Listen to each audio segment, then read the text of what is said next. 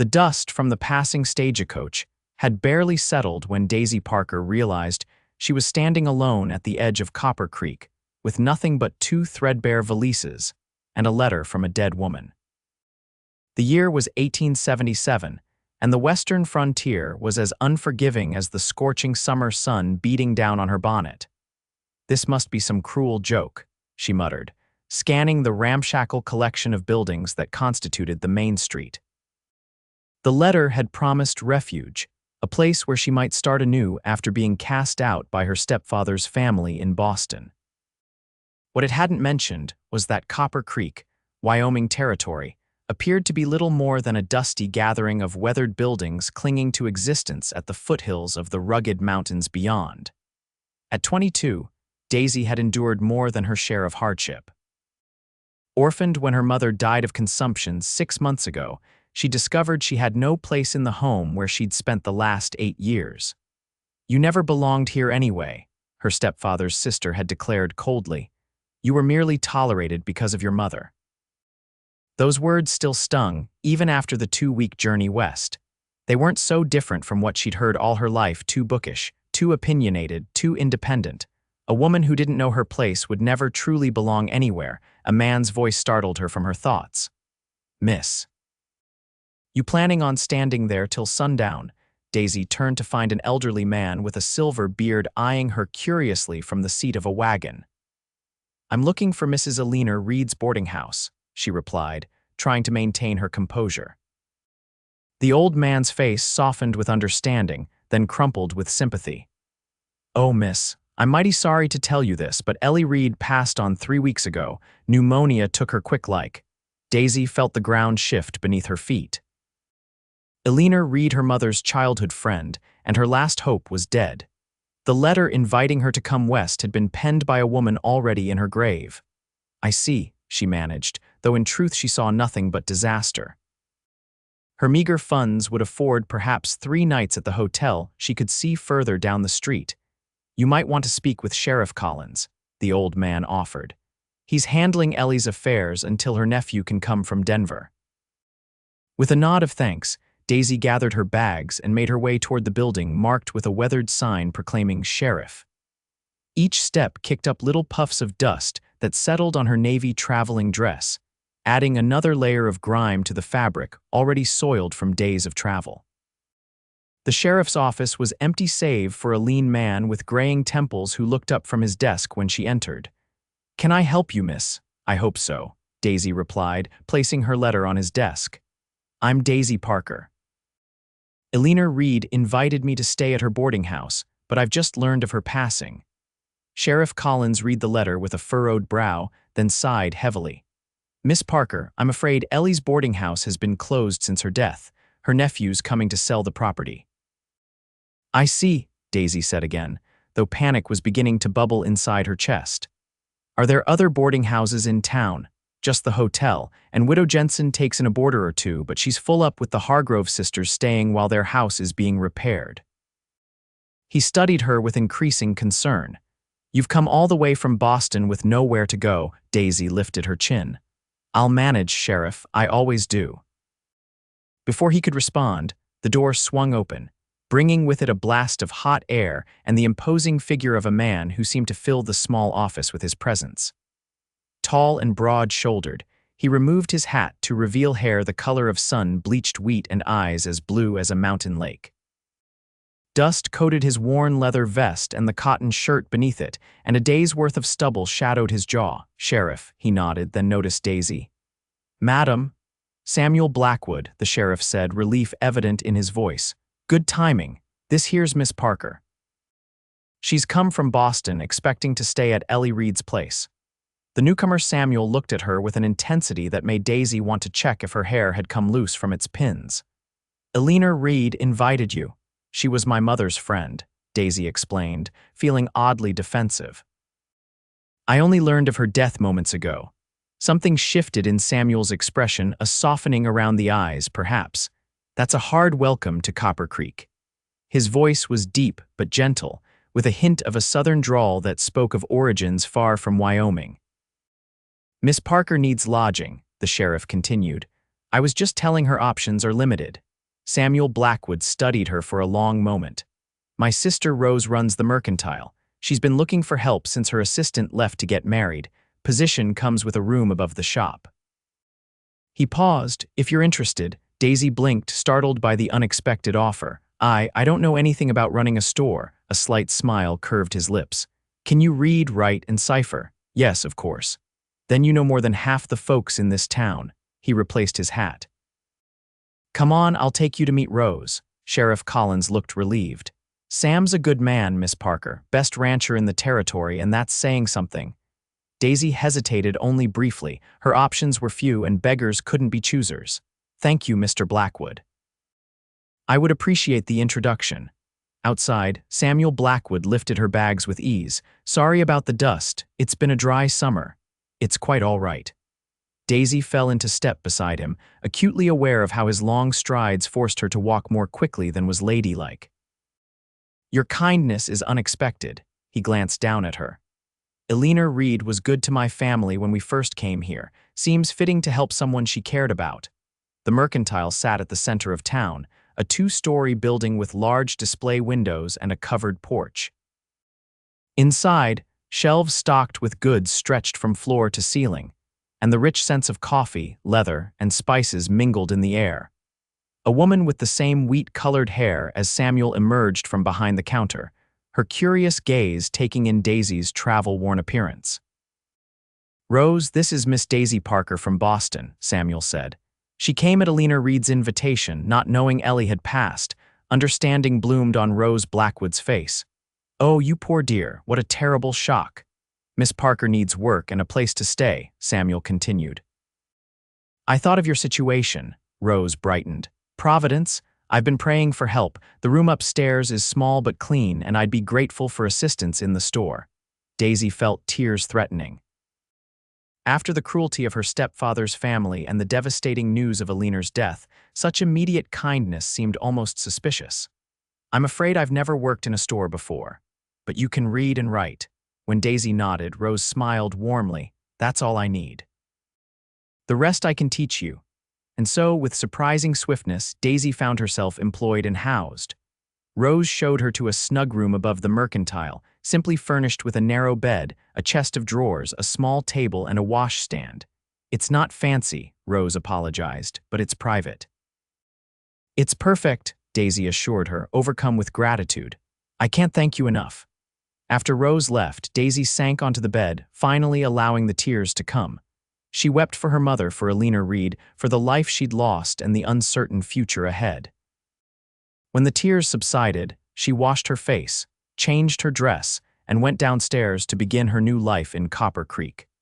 The following days passed in a blur of activity as Daisy learned the workings of the mercantile.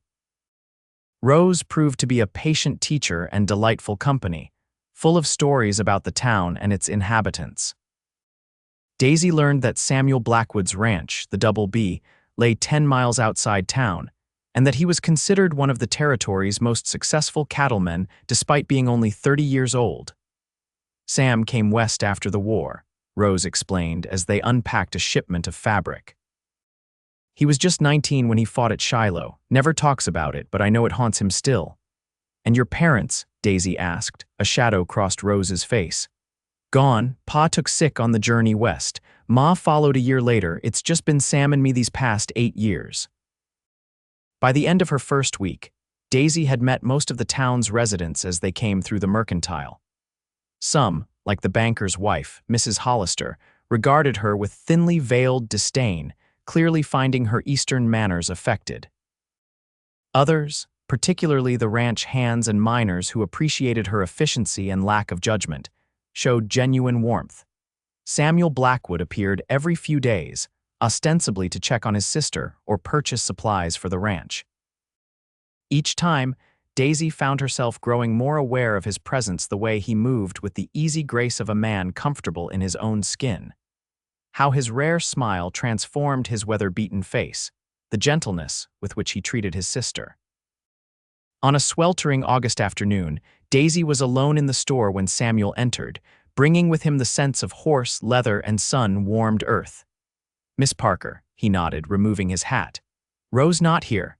She's visiting Mrs. Turner, who's confined with a sprained ankle. Daisy set aside the inventory ledger she'd been updating. May I help you with something? He approached the counter, reaching into his pocket to produce a list. Ranch supplies, nothing urgent. As Daisy gathered the items, she felt his gaze following her movements. When she returned with arms full of packages, he stepped forward to relieve her of the burden. You're settling in well, he observed. It wasn't quite a question. Yes, thanks to your sister's kindness. Daisy busied herself tallying the purchases. Copper Creek isn't what I expected, but I'm finding my way. And what did you expect? The question caught her off guard. I'm not entirely sure. Something different from Boston, certainly. A place where perhaps I might. She trailed off, unwilling to voice the desperate hope that had driven her west. Might what? He prompted, his blue eyes intent on her face. Belong, she admitted softly, immediately regretting the confession. That will be $4.73, Mr. Blackwood. He handed over the money, his fingers brushing hers in a brief contact that sent an unexpected warmth up her arm. Samuel, he said. Or Sam, Mr. Blackwood makes me look for my father. Samuel, she repeated, feeling oddly formal despite the invitation to familiarity. He gathered his purchases but lingered at the counter. There's a social at the church Saturday evening. Music, dancing, food, whole town will be there. He cleared his throat. Rose mentioned you might like to go. Did she? Daisy tried to recall any such conversation. A hint of color touched his tan cheeks. Well, perhaps I suggested it and she agreed. He settled his hat back on his head. 7 o'clock. I could escort you both if you'd like. Before Daisy could formulate a response, the bell above the door jangled, announcing the arrival of Mrs. Hollister and her daughter, Emily. Samuel nodded to them, touched the brim of his hat to Daisy, and departed. Mrs. Hollister watched him go with narrowed eyes before turning to Daisy. My. Samuel Blackwood doesn't often linger to chat with shopgirls. The condescension in her tone made Daisy's spine stiffen. Mr. Blackwood was simply placing an order for his ranch, Mrs. Hollister. Now, how may I help you today? The woman's smile didn't reach her eyes. Emily needs fabric for a new dress. The blue silk, I think. She should look her best for the social on Saturday. As Daisy measured and cut the expensive fabric, Emily Hollister chattered about the upcoming event, making it clear that Samuel Blackwood was considered the territory's most eligible bachelor, and that Emily herself had set her cap for him. Mother says it's high time he settled down, the girl confided, shooting a triumphant look at Daisy. And who better than the daughter of the town's banker? We would make such a suitable match. I'm sure Mr. Blackwood will make his own decisions regarding marriage, Daisy replied evenly, wrapping the silk in brown paper. Mrs. Hollister sniffed. A man in his position needs a proper wife, someone who understands society and can help advance his standing. Not everyone is suitable. The implication was clear, and Daisy felt a familiar ache bloom in her chest. Even here, thousands of miles from Boston, she was being reminded of her place, or rather, her lack of one. That evening, when Rose returned and asked about her day, Daisy mentioned Samuel's invitation to the social. Oh, wonderful, Rose clapped her hands in delight. I was hoping he'd offer. Sam rarely attends these gatherings, but I told him you should experience a proper Western social. Mrs. Hollister made it quite clear that her daughter Emily is the favored match for your brother, Daisy said carefully. Rose rolled her eyes. Victoria Hollister would sell her own mother for a chance to connect her family to the Double B. Emily's a sweet girl, but about as interesting as a fence post. She touched Daisy's arm. Don't let Victoria make you feel unwelcome. There are plenty in this town who aren't so narrow-minded. Saturday evening arrived with a whisper of cooler air hinting at the approaching autumn. Daisy wore her best dress, a sage green cotton with white lace at the collar and cuffs, and arranged her chestnut hair in a simple but elegant style. When Samuel arrived to escort them, his appreciative gaze made her cheeks warm. He himself cut a striking figure in clean dark trousers, a crisp white shirt, and a black vest that emphasized the breadth of his shoulders. You look lovely, Miss Parker, he said, offering his arm. Thank you. And please, call me Daisy. The church was transformed for the occasion, with lanterns casting a golden glow over tables laden with food. A small group of musicians played lively tunes, and couples were already dancing when they arrived. The evening proved more enjoyable than Daisy had anticipated. Rose introduced her to people she hadn't yet met at the store, and several young men asked her to dance. She noticed Samuel watching her from across the room, but he made no move to claim a dance himself. During a break in the music, Daisy stepped outside for some air. The night was clear, stars scattered like diamond dust across the velvet sky. She was admiring the view when she heard footsteps behind her. "Beautiful, isn't it?" Samuel's voice was quiet in the darkness. "One of the things I love most about this country, you can see forever." "It's magnificent," she agreed, "so different from Boston." He moved to stand beside her, his profile strong in the moonlight. "Do you miss it? Boston?" Daisy considered the question honestly. "I miss certain things, libraries, bookshops, concerts, but not enough to wish myself back there." "What brought you west, Daisy?" He turned to face her fully. The truth, not just Alina Reed's invitation. The direct question deserved a direct answer. "I had nowhere else to go. My mother died, and my stepfather's family made it clear I was no longer welcome in their home." His brow furrowed. "Why would they do that? I was never truly one of them. My mother remarried when I was 14 after my father died.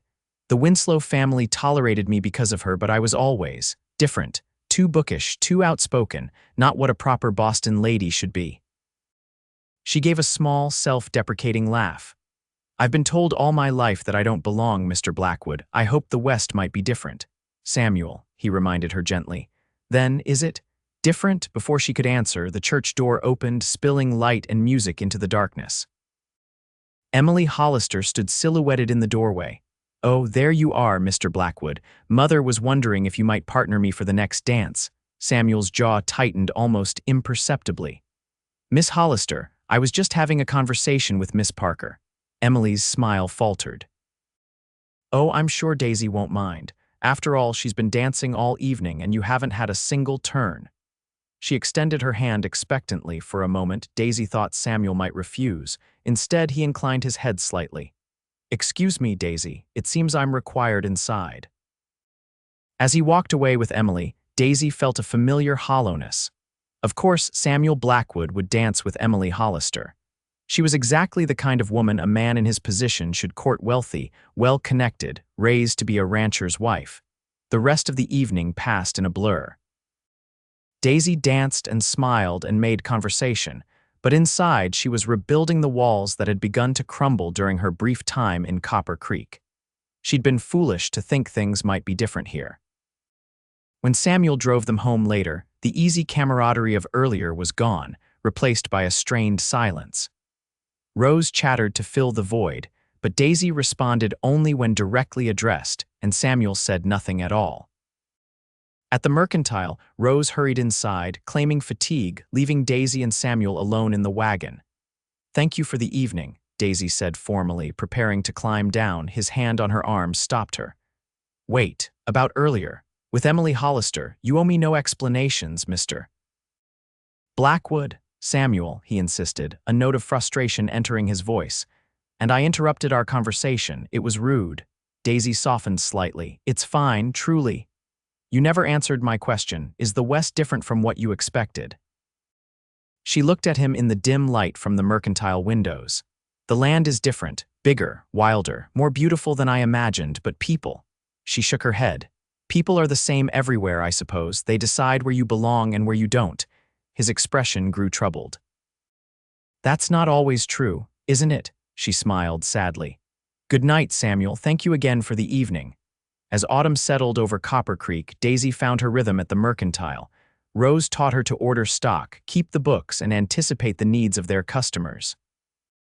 The work was satisfying, and Daisy discovered she had a talent for commerce that surprised her.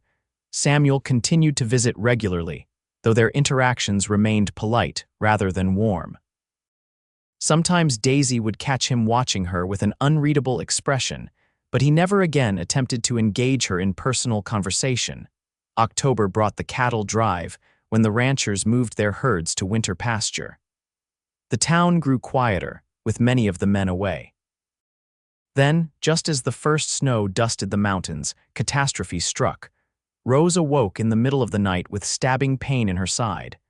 By morning, the doctor had diagnosed appendicitis and recommended immediate surgery. "It's risky, doctor," Matthews told Daisy gravely, "but waiting is certain death." "My brother," Rose gasped through her pain.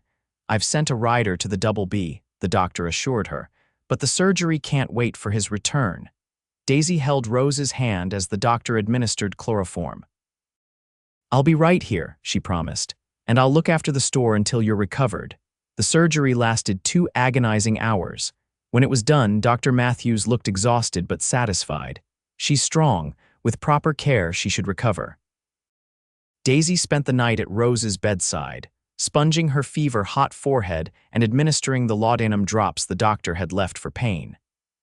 At dawn, she hurried to the mercantile to post a notice explaining the temporary closure, then returned to continue her vigil. It was late afternoon when Samuel burst into the bedroom, his face haggard with worry and the strain of hard riding. He stopped short at the sight of his sister, pale and still in the bed, with Daisy slumped in a chair beside her, dark circles shadowing her eyes. "Rose." His voice was hoarse. Daisy rose, swaying slightly with fatigue. "She's going to be all right. The doctor removed the appendix in time. Her fever broke an hour ago." Relief washed over his face. He crossed to the bed and took his sister's hand, then looked up at Daisy. "You've been here all night." She needed care. "I couldn't leave her." Something shifted in his expression, a softening, a recognition. "You should rest. I'll sit with her now." "I need to open the store for a few hours. People will need supplies." "The store can wait." Daisy shook her head. "No, it can't. There are families depending on those supplies, especially with winter coming." She straightened her wrinkled dress. "I promised Rose I'd look after things. I'll be back this evening to check on her." For the next week, Daisy divided her time between the mercantile and Rose's sick room. Samuel remained in town, taking a room at the hotel to be near his sister. Each day, he spent hours at Rose's bedside, then came to the store to help Daisy with the heavier work. They fell into an unexpected partnership, with Daisy teaching Samuel the store's organization and Samuel lending his strength to move stock and reach high shelves. Their previous awkwardness gradually gave way to a comfortable rhythm of shared purpose. One evening, as they closed the store together, Samuel said, "You're remarkable, Daisy Parker." She looked up from the ledger, startled. "I beg your pardon." Most women would have been overwhelmed by all this, a desperately ill friend, a business to run alone. "But you've managed everything without complaint." Daisy felt warmth spread through her chest at his praise. "Rose would do the same for me." "Yes, she would." He leaned against the counter, studying her. "But that doesn't diminish what you've done." She closed the ledger, suddenly self-conscious under his intense gaze. "How is Rose tonight?" "Better. She's asking to come downstairs tomorrow." He straightened, then hesitated. "I've been thinking, the Double B needs a new foreman. My current man is retiring come spring. I'll need to train someone this winter." Daisy blinked at the apparent change of subject. "I'm sure you'll find someone suitable. Thing is, with Rose laid up, I need help here too. I can't be in 2 places at once." "I can manage the store," Daisy assured him. "You should return to your ranch." "That's not." He ran a hand through his hair, a gesture she'd come to recognize as a sign of frustration. "I'm asking if you'd consider coming to the Double B as Rose's companion during her recovery and to help with the household management, just until she's fully well." The offer caught Daisy completely off guard. "You want me to come to your ranch? The house is big, comfortable, and my cook, Maria, could use the help preparing for winter." He hurried on, as if afraid she might refuse immediately. "Rose needs more care than she'll admit, and I'd feel better knowing she has someone with her while I'm working with the cattle." "I don't know anything about ranching," Daisy said slowly. A smile tugged at his lips. "I'm not asking you to rope steers, Daisy. Just to look after my sister and help keep the household running." She considered the proposal. The idea of leaving town for the isolation of her ranch was daunting, but Rose had become dear to her, and the opportunity to see more of the Wyoming countryside was tempting. "What about the mercantile?" "We'll close it until after Christmas. Most folks have laid in their winter supplies already, and those who haven't can ride out to the ranch if they're desperate." He watched her face carefully. "Unless you'd rather stay in town." Daisy thought of her small room above the empty store, the long winter evenings alone. No, I think Rose would benefit from the company. If you're certain I wouldn't be in the way. The relief on his face was immediate and genuine. Not at all. We'll leave as soon as the doctor says Rose can travel. 3 days later, Rose was declared fit enough for the journey, and Daisy found herself in Samuel's wagon, bouncing along a rutted trail that wound through rolling hills toward the distant mountains. Rose, wrapped in blankets beside her, dozed for much of the ride, still weak from her ordeal. Samuel pointed out landmarks as they traveled a lightning-struck pine where the trail forked, a rocky outcropping that sheltered a natural spring, the distant line of cottonwoods that marked the creek running through his property. "There it is," he said finally, gesturing toward a sprawling ranch house nestled at the base of a gentle slope. The Double B. The house was larger than Daisy had imagined, built of sturdy logs with a wide porch wrapping around 3 sides. Smoke curled from 2 stone chimneys, and lamplight glowed in the windows against the gathering dusk. Beyond the main house, she could make out a barn, bunkhouse, and various outbuildings, all well-maintained. A round-faced woman with silver-streaked black hair hurried from the house as they approached. "Gracias a Dios, we've been watching for you since midday." "Maria," Samuel called, bringing the wagon to a halt. "Miss Parker, this is Maria Vasquez, the finest cook in the territory and the woman who's kept the Double B running smoothly for the past 5 years. Maria, this is Miss Daisy Parker, who's been caring for Rose in town." Maria's dark eyes assessed Daisy with frank curiosity. "Welcome to the Double B, Miss Parker. The blue room is ready for you, next to Señorita Rose's." With Maria's help, they settled Rose in her bedroom, a cheerful space with yellow curtains and a patchwork quilt on the big 4-poster bed. Daisy's own room was smaller but equally welcoming, with a view of the mountains from the window and a small fireplace already crackling with warmth. That evening, they dined in Rose's room, with Maria bringing up trays laden with tender beef, roasted potatoes, fresh bread, and apple pie still warm from the oven. "This is heaven," Rose sighed, looking more animated than she had in days. "Town is lovely, but there's nothing like coming home to the ranch." Daisy, watching the easy interaction between the siblings and the obvious affection Maria showed them both, felt a twinge of something like envy. This was what a home should be, a place of warmth and belonging. The days quickly settled into a routine. Mornings, Daisy helped Maria with household tasks while Samuel rode out to work with his men. Afternoons, she sat with Rose, reading aloud or simply talking. Evenings, Samuel joined them, sometimes bringing paperwork that he and Daisy would tackle together after Rose retired. It was during these quiet evenings that Daisy began to truly know Samuel Blackwood. Behind his reserved exterior lay a man of surprising depth, intelligent, well-read despite his lack of formal education, possessed of a dry wit that often caught her off guard. He spoke of his dreams for the ranch, his concern for his men and their families, his love for the wild beauty of Wyoming. In turn, Daisy found herself sharing stories of her childhood in Boston, her father's bookshop where she'd spent countless hours, her mother's quiet strength in the face of widowhood and the challenges of remarriage. "You miss them," Samuel observed one night as they sat before the fire in the study, a half-finished ledger forgotten between them. "Your parents. Every day," Daisy admitted. "My father understood me. He never thought it strange that I preferred books to needlework or that I asked too many questions." She smiled at the memory. "My mother loved me, but she never quite knew what to make of me. She was so graceful, so naturally suited to society. I was always a disappointment in that regard." "I can't imagine you being a disappointment in any regard," Samuel said, his voice low. Daisy looked up, startled by the intensity in his blue eyes. For a breathless moment, something unspoken hung in the air between them, then the clock chimed 9, breaking the spell. Samuel cleared his throat and turned his attention back to the ledger. "We should finish this. It's getting late." As November deepened toward December, Rose's strength returned. She began moving about the house, insisting on resuming some of her duties. Daisy found herself with more free time on her hands. One crisp morning, Samuel found her on the porch, bundled against the cold but clearly restless. "Would you like to see more of the ranch?" he offered. Daisy's face lit up. "I would love that." He disappeared into the barn, returning minutes later leading 2 horses, his own big bay gelding and a smaller, dappled mare. "This is Pepper. She's steady and gentle, good for an inexperienced rider."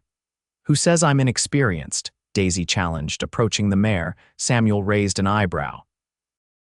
"Are you?" "Completely," she admitted with a laugh. "We didn't keep horses in Boston." He showed her how to mount and hold the reins, then led her at a walk away from the ranch buildings and into the rolling grasslands beyond. The day was clear, the air so crisp it almost hurt to breathe, and the distant mountains stood sharp against the blue sky. "It's magnificent," Daisy said, drinking in the vastness of the landscape. "I've never seen anything so beautiful." Samuel watched her face, a smile playing at his lips. "Neither have I." He took her to a ridge overlooking a valley where hundreds of cattle grazed, their red-brown coats vivid against the golden grass. He showed her the creek that gave the ranch its water, now partially frozen at the edges, and pointed out the cabin where he'd lived alone during his first year in Wyoming, before he could afford to build the main house. As they rode, he told her stories of the early days, the harsh winter that nearly broke him, the neighbors who helped him survive, the gradual building of the Double B from a struggling homestead to one of the most prosperous ranches in the territory. "You've accomplished so much," Daisy marveled. "You should be very proud." "I am," he acknowledged. "But a ranch this size needs more than one person to run it. Rose has been saying for years that I need to find a wife." Daisy's heart gave an odd little stutter. "I'm sure there are many young women who would be honored to become Mrs. Blackwood." "Emily Hollister, for one." Samuel's expression darkened. "Emily Hollister is a child who sees only the house and the land, not the work that goes into maintaining them." He turned in his saddle to face Daisy fully. "A man needs a partner out here, not a decoration." Before Daisy could formulate a response, a shot rang out in the distance, followed by another. Samuel's head snapped up, all trace of the relaxed companion gone, replaced by alertness. "That's coming from the north pasture," he said tersely. "We need to go back." They returned to the ranch at a pace that left Daisy breathless and clinging to her saddle. As they approached, they could see men on horseback converging on the house from different directions. One of the ranch hands galloped to meet them. "Rustlers, boss," he called. They hit the north herd. Drove off about 30 head before Peterson and the boys spotted them. Samuel's face hardened. "Anyone hurt?" Peterson took a bullet in the arm. "Doc's been sent for."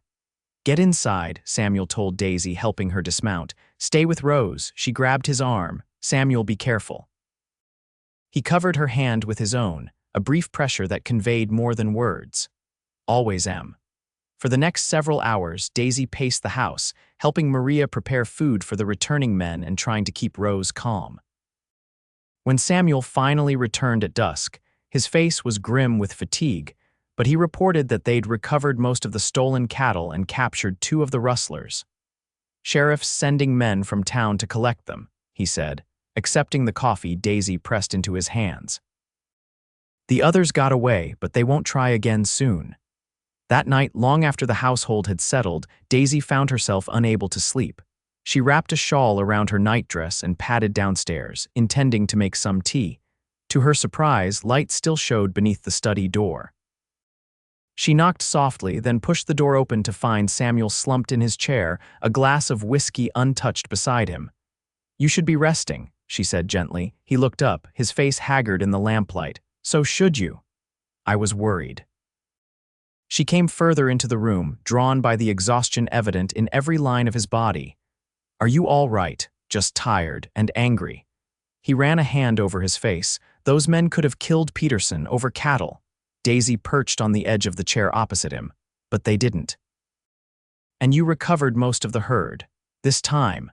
He picked up the whiskey, then set it down without drinking. "It's the risk we all take out here. The land gives, but it takes 2. Is that why you've never married?" The question slipped out before she could consider its propriety. Samuel's gaze sharpened. "What makes you ask that?" Daisy flushed, regretting her impulsiveness. "I'm sorry, it's none of my business." No, I want to know. She hesitated, then continued carefully. You spoke earlier of needing a partner, not a decoration. But you've never chosen a partner, despite apparently having your choice of eligible women.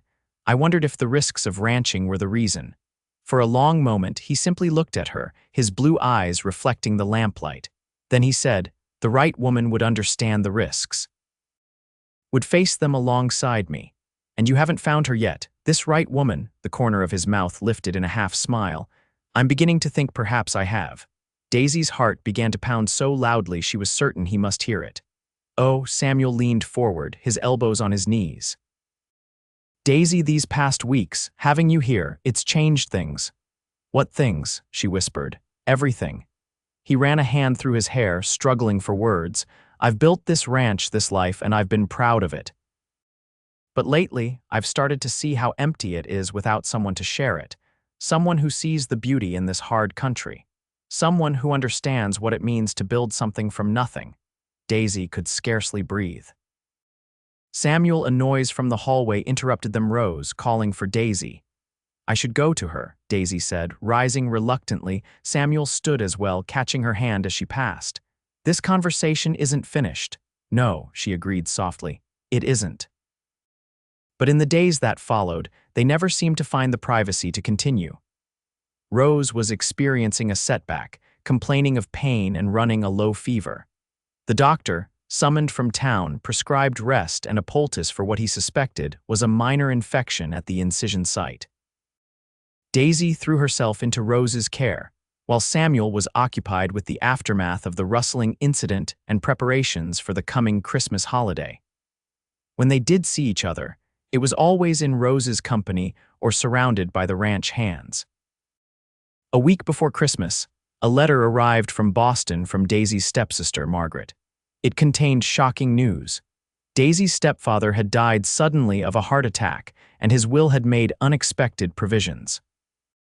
He left me his library, Daisy told Rose, her hands trembling as she reread the letter, and a small annuity. Margaret writes that he regretted how his family treated me after Mother's death. That's wonderful news, Rose exclaimed, squeezing Daisy's hand. Not his death, of course, but the inheritance. What will you do? The question caught Daisy off guard. Will you return to Boston to claim your inheritance? I hadn't considered it. But even as she spoke, Daisy realized it was true. The thought of leaving Wyoming, of leaving the double B of leaving Samuel created a hollow ache in her chest. That evening, when Samuel returned from a trip to a neighboring ranch, Rose shared the news of Daisy's inheritance. How wonderful, he said, but his smile didn't reach his eyes. When will you be leaving? Daisy stared at him, hurt by the assumption. I haven't decided that I am leaving. But surely you'll want to return for the books at least, Rose said. Samuel could escort you to Cheyenne to catch the train east. I don't need an escort, Daisy replied, more sharply than she intended. And I haven't decided anything yet. She excused herself early that evening, pleading a headache. In the privacy of her room, she read Margaret's letter again. The inheritance wasn't large by Boston standards, but it represented freedom, the ability to choose her own path without financial desperation driving her decisions. But what path did she want? Before coming west, the answer would have been simple. Independence, perhaps a small bookshop of her own. Now, her heart whispered of different dreams, a life under vast skies, a home filled with laughter and love, a future built alongside a man with wheat-colored hair and eyes as blue as a mountain lake. The next morning, Daisy found Samuel in the barn, saddling his horse for the day's work. May I speak with you? He straightened, his expression guarded. Of course. About my inheritance, you don't owe me any explanations, Daisy. Will you please let me finish? She stepped closer, suddenly certain of what she needed to say. The money changes nothing about how I feel. About Wyoming, about the double B. She took a deep breath. About you, Samuel went very still. And how do you feel about me? I think you know. Her voice trembled slightly. I think you've known since that night in your study. He moved toward her, stopping just short of touching her. I need to hear you say it. Daisy lifted her chin, meeting his gaze directly. I love you, Samuel Blackwood. I didn't come west looking for love, but I found it all the same. The tension in his face gave way to such joy that Daisy felt her breath catch. Thank God, he murmured, and then his arms were around her, pulling her against the solid warmth of his chest. "I've been half mad thinking you might leave," he confessed, his voice rough with emotion, "that I might lose you before I even properly had you." "You have me," she assured him, her hands coming up to frame his face. "If you want me." His answer was to lower his mouth to hers in a kiss that started gently but quickly deepened into something that made Daisy's knees weaken and her heart race. When they finally broke apart, both breathless, Samuel rested his forehead against hers. "Marry me," he said. "Stay here with me and help me build something even better than what I've already created." Daisy smiled, joy bubbling up inside her like a spring. Yes, 1,000 times yes. They were married on Christmas Eve in the double BTK's big parlor, with Rose as maid of honor and Samuel's foreman as best man. The ranch hands and their families gathered to witness the ceremony, along with friends from town who braved the winter roads to attend, even Mrs. Hollister came, though her tight smile suggested she was less than pleased with the match. Emily, however, offered genuine congratulations, having apparently transferred her affections to the new schoolteacher.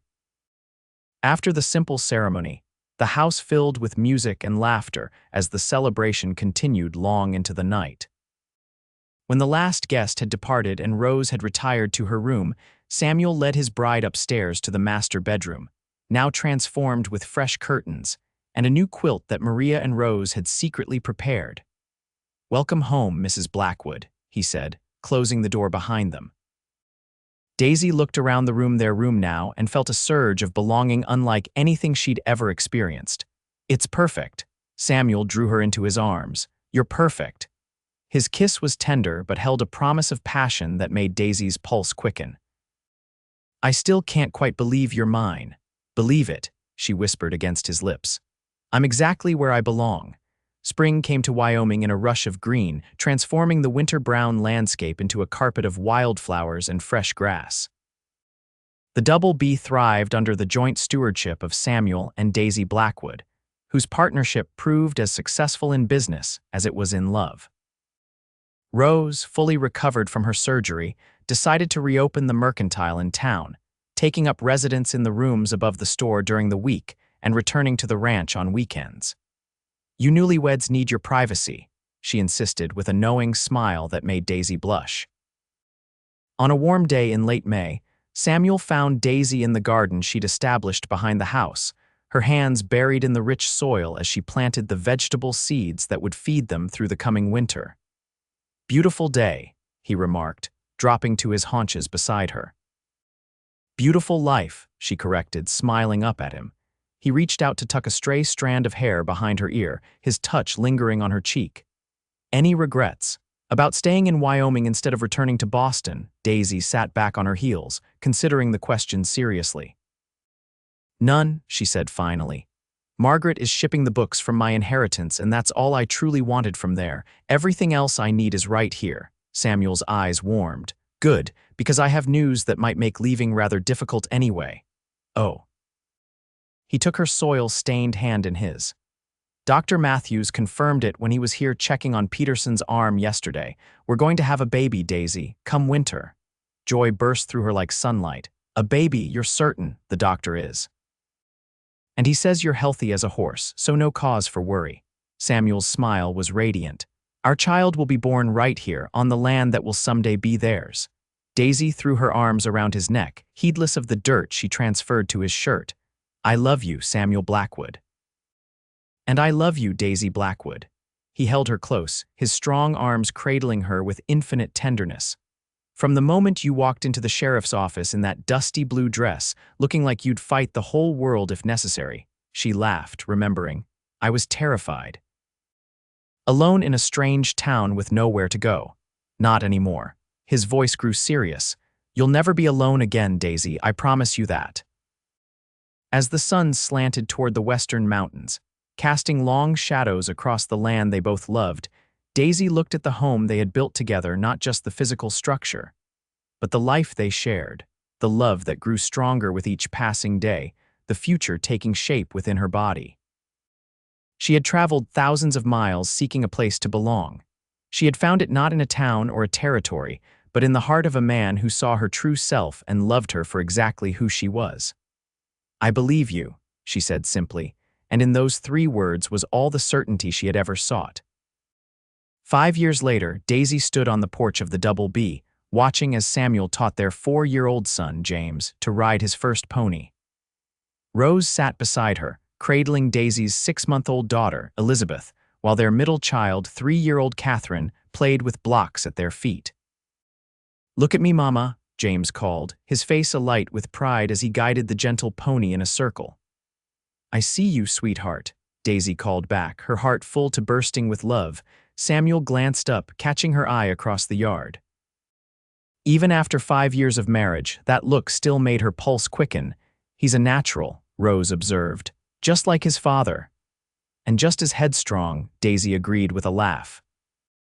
As she watched her family, the family she had once thought she would never have, Daisy remembered the words that had followed her from Boston to Wyoming. "You don't belong," how wrong they had been. She belonged here, in this wild, beautiful country, with this man who had wrapped her in his arms and his heart, with these children who were the living embodiment of their love, with this life they had built together against all odds. She belonged, completely and without reservation. And in that belonging, she had found the greatest freedom of all.